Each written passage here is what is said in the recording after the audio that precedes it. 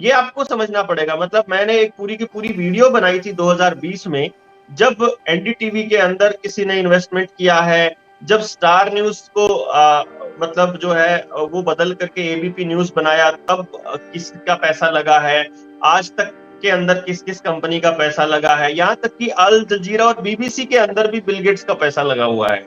अब ये समझना पड़ेगा हम लोगों को कि अगर वाशिंगटन पोस्ट कुछ लिख रहा है तो ये वही लिखेगा जो ऊपर वाला इंटरनेशनल माफिया लिखेगा। आज वाशिंगटन पोस्ट ने कुछ लिखा है जो इस पूरे षड्यंत्र के खिलाफ, तो हमें ये मालूम पड़ने लगा, इसका मतलब ये हुआ कि अब ये इन लोगों को पता लगा कि अब हमें इस सिस्टम को ध्वस्त करना है। यानी आप इसको समझिएगा, जिस टाइम नरेंद्र मोदी को बनाना है तब तक सारा मीडिया मोदी के फेवर में बोलेगा और उसके अगेंस्ट में बोलेगा जो भी व्यक्ति इसका विरोध कर रहा है। जिस वक्त उस इंटरनेशनल माफिया को इनको हटाना होगा, इस मीडिया को सिर्फ इतना ही कहना है कि अब सच्चाई दिखाना स्टार्ट कर दो।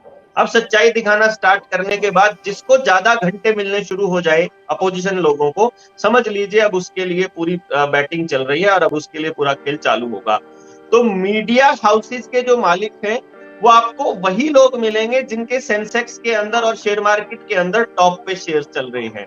ये बात आम इंसान को समझनी पड़ेगी, आम लोगों को इस बात को समझना पड़ेगा कि मीडिया का मतलब है मीडिया, हिब्रू में जो मीडिया है, मीडिया की जो स्पेलिंग है MIDIA, वो मीडिया का मतलब है गॉडेस ऑफ इल्यूजन, भ्रम की देवी। यानी इसका काम ही केवल ये है। आप मेरे पास आवाज नहीं आई, मुझे पता नहीं क्या प्रॉब्लम हो रही है। दर्शक कह रहे हैं कि आवाज ठीक आ रही है लेकिन मेरे पास नहीं आ रही है आपकी आवाज। फिर से बोलिए, मीडिया का क्या मतलब है हिब्रू में, बताइए। मीडिया का मतलब है गॉडेस ऑफ इल्यूजन, भ्रम की देवी। यानी केवल भ्रम पैदा करने के लिए ही मीडिया को लाया गया था, इसका पर्पस ही केवल ये था। मैं एक आमतौर पर इसके समझाने के लिए समझाता हूं आम लोगों को कि जब भी आर्मी का या किसी भी डिसिप्लिनरी फोर्स का कोई जब मेडिकल होता है तो उस मेडिकल के अंदर एक टेस्ट होता है जिसको हम बोलते हैं कलर ब्लाइंडनेस टेस्ट, जिसमें रंग भेदन चेक किया जाता है कि इस आदमी को रंगों का भेद है या नहीं। तो एक दीवार के ऊपर एक तस्वीर होती है जिसमें डॉट्स लगे होते हैं, उन डॉट्स के अंदर ही हिडन कलर्स होते हैं और उसमें कोई अक्षर या कोई शेप छिपी होती है। उस शेप को बताना होता है कि आपको उन कलर्स के बीच में आप कोई छांट पाते हैं कि नहीं पाते हैं। और इसी तरह से जब आप थोड़ा सा हिप्नोटिज्म की तरफ जाएंगे, वहां पर भी कलर्स के माध्यम से भी हिप्नोटिज्म किया जाता है और आवाजों के माध्यम से भी किया जाता है। तो जो आपकी स्क्रीन है, टेलीविजन जो स्क्रीन है, इसका अगर आप पेटेंट की गहराई में जाएंगे एंड में, तो इसका पेटेंट भी माइंड कंट्रोल सिस्टम के लिए ही हुआ पड़ा है। कि जो ट्यूब थी आपकी, ट्यूब पहले जो टेलीविजन की ट्यूब होती थी पूरी लंबी पीछे चलती थी, और जो आज की जो स्क्रीन है इसका काम क्या है कि आपकी सीधी यहाँ जो आपका पिट्यूटरी ग्लैंड है इसके ऊपर अटैक करके आपके सोचने समझने की क्षमता खत्म कर देती है। और रही सही बात, फिर पूरा लिटरेचर के माध्यम से करा जाता है।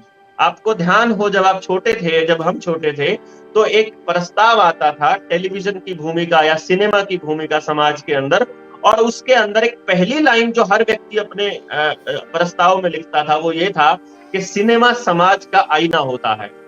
दरअसल ये भ्रम फैला दिया कि सिनेमा समाज का आईना होता है, असल में होता इसका उल्टा है, समाज सिनेमा का आईना होता है। यानी ये इंटरनेशनल जो लोग, जो इंटरनेशनल कबाल है, जो ये षड्यंत्रकारी लोग हैं, ये जैसा समाज बनाना चाहते हैं वैसी चीजें टेलीविजन के ऊपर दिखाना शुरू करते हैं।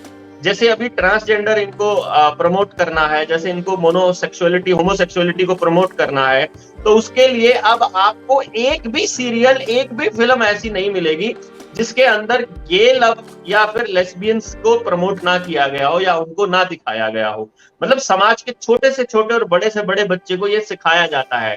आप ऑनलाइन एजुकेशन के पोर्टल्स की तरफ जाएंगे तो जितने बड़े ऑनलाइन एजुकेशन के पोर्टल्स हैं वो आजकल सिखा रहे हैं छोटे बच्चों को एलियंस के आने की कहानियां, और एक मतलब कहानियां, मतलब उसमें अगर 2+3 भी बता रहे हैं तो 2 एलियन थे, 3 एलियन और आ गए, ऐसी कहानियां बता रहे हैं, ताकि आने वाले वक्त में उस चीज को एक्सेप्ट करने लगे कि जो ये प्रोपेगेंडा रचने वाले हैं उसके लिए। क्लाइमेट लॉकडाउन के नाम, जो क्लाइमेट चेंज के नाम पर जितना षड्यंत्र चल रहा है ये भी मीडिया के नाम पर ही चल रहा है।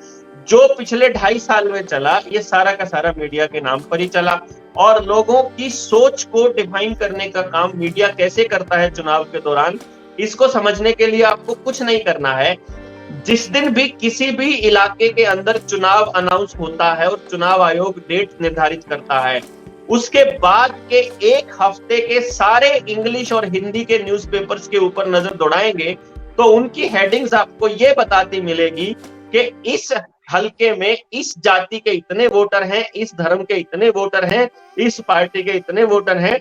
ये नहीं बताएंगे कि इस कॉन्स्टिट्यूएंसी या इस पार्लियामेंट के क्या क्या मुद्दे हैं, और लोगों को मुद्दों पर बोलना नहीं बताएंगे। ये बताएंगे कि वोटिंग जो है वो किस बेसिस पर होनी है, और लोग उसी के हिसाब से इंक्लाइन होना शुरू हो जाते हैं। तो आपको बोलना है कि नहीं बोलना है, किसके खिलाफ क्या बोलना है, अपना मत किसको देना है, कहां आप अपने वोट को ये मानते हैं कि ये विजयी तरफ जा रहा है या फिर पराजय की तरफ जा रहा है, ये सारा काम मीडिया का ही है।